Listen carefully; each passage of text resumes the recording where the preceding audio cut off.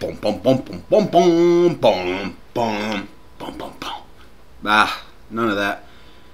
On to today's news. This is Steve, brought to you in part at 7:27. I got to get on with the show. This is my third time now. I can't keep it under time limit. I got a lot to talk about, so on with the news. I guess I'm going to address a couple things real quick. To Andrew Weiland, sorry buddy, I don't know what to tell you. For all of you that don't know, I proposed a trade probably Saturday evening involving Dwayne Bowe and the Daily Show Jonathan Stewart for his Ryan Matthews of the San Diego Chargers. Obviously Ryan Matthews had a bad day. Nobody knows what's going forward in San Diego involving Matthews in their offense. Bowe obviously puts up a couple 20-point games in a row, and D'Angelo Williams might be out with an injury this week, making Jonathan Stewart a pretty valuable play. I obviously saw that it was a mistake after I woke up today and saw that I hadn't canceled that trade yet, so I went ahead and canceled it when I saw it was still on my board and hadn't been accepted. I was rather happy that that Weiland hadn't accepted it yet. Weiland, on the other hand, is pretty upset. He thought he had accepted that trade Sunday evening via his cell phone. The man says he doesn't have internet and is using his cell phone to manage his fantasy football team. Didn't look like it was accepted to me. I think it's pretty fair if it shows me the cancel button and I press cancel. The trade's no longer there. I never saw it was accepted. I don't know what to tell you. I don't know why it didn't happen. Problem, faulty technology. Maybe it serves you right for using your phone to try and manage your football team. Keeping on with the subject of me, Bethel takes me down in a heartbreaking loss. Goes down to the bench points. Maybe I'll need a quarterback on my bench going forward just for cases like this, or maybe I just won't start at defense and I would have won the fucking game. Anyway, talking about who's unlucky, I don't know why Renee and Frogs wasn't on that list or on that vote between Blatchford and Weiland. The guy scores 100 again and loses.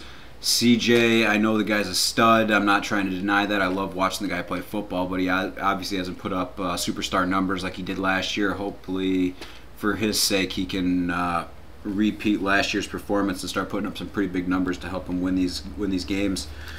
So boo for you, buddy. Moving on, I want to talk about moving to week 8. Looking at week 8 already, a bunch of big buys this week. Teams on bye: Atlanta, Chicago, Cleveland, New York Giants, Philadelphia, and Baltimore. A bunch of big name guys on a bunch of big name teams there. Specifically, Rue not looking too good with buys this week. Cadillac Williams looking like he's his only running back that he has to plug in right now, so he'll obviously be looking via trade or free agent list for a replacement there. Blatchford in the same token. If D'Angelo Williams can't go, the only guy he's got left is Fred Jackson, so he'll be looking to upgrade at running back this week. Russ Bolt, I know, has a bunch of wide receivers on bye this week, but he does definitely have a bunch of running back depth that do have good matchups this week, so look for him to still put up good numbers even though he's got a bunch of guys on bye. And Mo Beans, he's still got Deshaun Jackson out. Well, he's got that bye, and Ray Rice, so this is obviously a tough week for him. I know he was looking for the future for that trade, not immediate returns in the short term, so that's not looking too good for you right now. 5 teams that really stick out in my opinion. I know everybody can see everybody's 4-3 or 3-4. So, the only team really not looking so hot is me with those points. I'm not only a game back, I'm more like 2 games back with those points. So I'm the only team really looking in trouble. Otherwise, everybody else is pretty much in it. In my opinion, I got 5 teams looking to lead the league right now.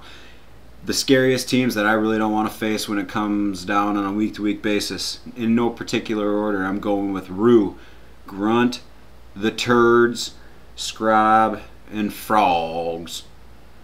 Ribbit. Yeah, those are the 5 teams in no particular order. No offense to Wolf, Bethel, and Blatch, and everybody else. These are just the guys that scare me the most.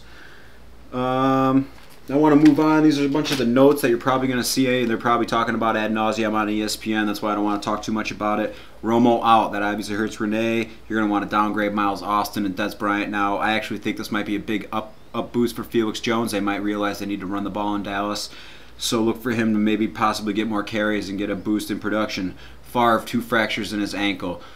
Hopefully he breaks that fucking streak. Nothing would make me happier than to have to watch that asshole sit on the sidelines and have his wife leave him all in the same week. Reggie Bush looking to come back and targeting Wednesday as his return practice date. Hopefully this is something that can boost the Saints offense and get them going. They got a tough matchup in Pittsburgh or at home against Pittsburgh this week. Kenny Britt thriving with Kerry Collins as his quarterback. Look for Kenny Britt to be a big play, possibly a top 10 receiver going forward if Kerry Collins is going to be his quarterback. But if Vince Young's going to resume that role as quarterback in Tennessee, Kenny Britt might not be better than a number 2 and a good flex play on a week-to-week basis. Chicago, Jay Cutler really getting bashed right now hard by the media. You got Mike Ditka even piling in, putting his 2 cents on the pile here, talking about how Cutler might not be cut out for the quarterback role. He can't withstand the blitz and the pressure. Really talking a lot of shit about Cutler as a man, I feel like. Taking a lot of heat this week. Good thing that the Bears are on a bye. They're going to really need to rebound this weekend. Or take this time to rebound this weekend. Next, I got Philadelphia starting Mike Vick this week. I guess the question I'm going to ask is over/under on 2 games, whether or not when Kevin Kolb comes back and is going to be under center there in Philadelphia. I don't know if I trust Michael Vick not only to control that offense, but his running style is obviously going to give him a beating from a week in and week out basis. So I don't know.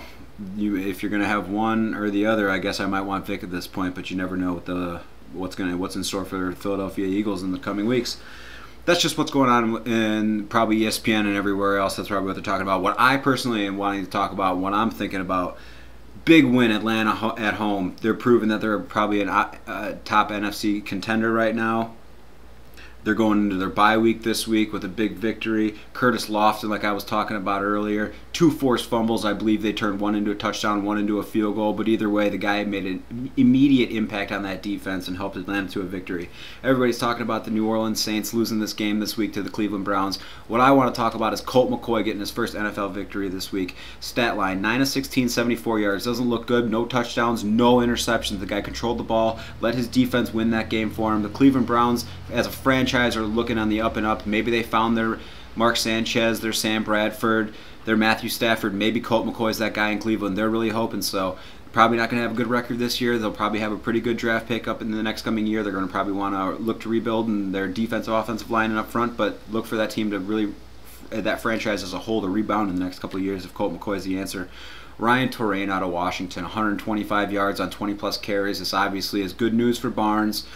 Who knows when we're going to see Clinton Portis back in Washington, and even if we are, Mike Shanahan's obviously loves Ryan Torain. He obviously loved him back in the Denver days even. He's going against Detroit this week. That's obviously a really good play. Then he's got a bye the week after. Coming after that, a bunch of tough matchups, however. Philadelphia, Tennessee, Minnesota, and the New York Giants. Going to be a bunch of tough matchups. The guy looks like he's physically gifted enough. Just waiting to see if he can stay on the field and stay healthy. That's always been the big question mark with Ryan Torain. All right, that's pretty much what I got with the league news. Next, I want to go into some of these picks and looking at some of the Vegas lines. I know they come out on Tuesday. I'm doing this Tuesday morning before they come out. I don't know if you guys have seen Bill Simmons does a thing with Cousin Sal where they take the difference of what they guess the line is before they come out, and then when they come out, they take the difference and they make a little wager. I don't know what it is. I've proposed a deal with Scrobby, maybe betting $50 or something. If anybody wants to do that after listening to something like this, you let me know. Maybe we can work something out. I got Washington at Detroit coming off a bye on the first game. In this game, I'm going to guess Washington being favored by 2.5 going on the road against Detroit. Next, I got Jacksonville at Dallas. Dallas coming off. They're a 1-5 team. I don't know what to say about those guys. Jacksonville getting David Garrard this back. I don't know if that offense is ever going to start to click. I got Dallas being favored by 2 in this game. Really good Miami team coming off a tough loss. They probably should have won in Pittsburgh against Cincinnati. Cincinnati, fucking awful team. I got Miami being favored by 2.5 in this game going on the road.